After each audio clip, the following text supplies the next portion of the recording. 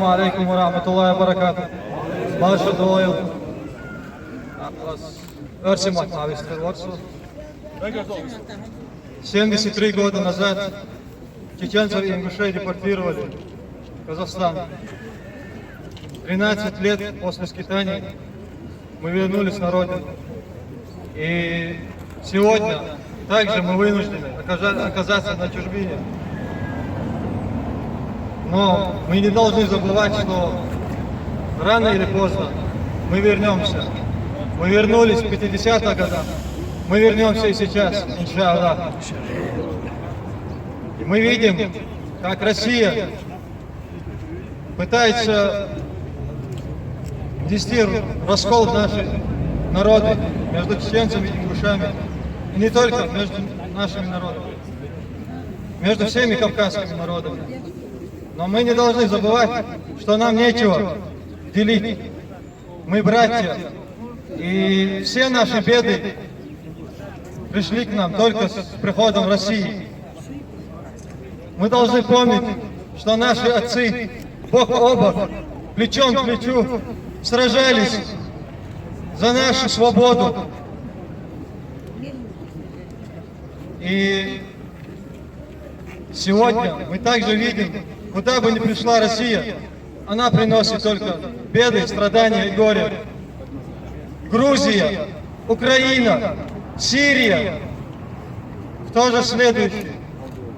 Сколько будет мир молчать? И также мы помним, что 17 лет назад главарь кремлевской банды Путин грозился найти управу на Аллаха. Но прошло 17 лет, а он не смог справиться даже со слабыми, безоружными, малочисленными рабами Аллаха. И то, что мы сегодня здесь собрались, а также все те наши соотечественники, которые с оружием в руках продолжают защищать нашу свободу и сражаться против российских варваров, где бы они ни находились. Все мы показываем то, что наш дух свободы не сломлен. Через 17 лет Путин одной ногой в могиле, а мы продолжаем заявлять, что нам нужна свобода! Маршом! Маршом! Маршом! Нахчичем! Нахчичем! Нахчичем!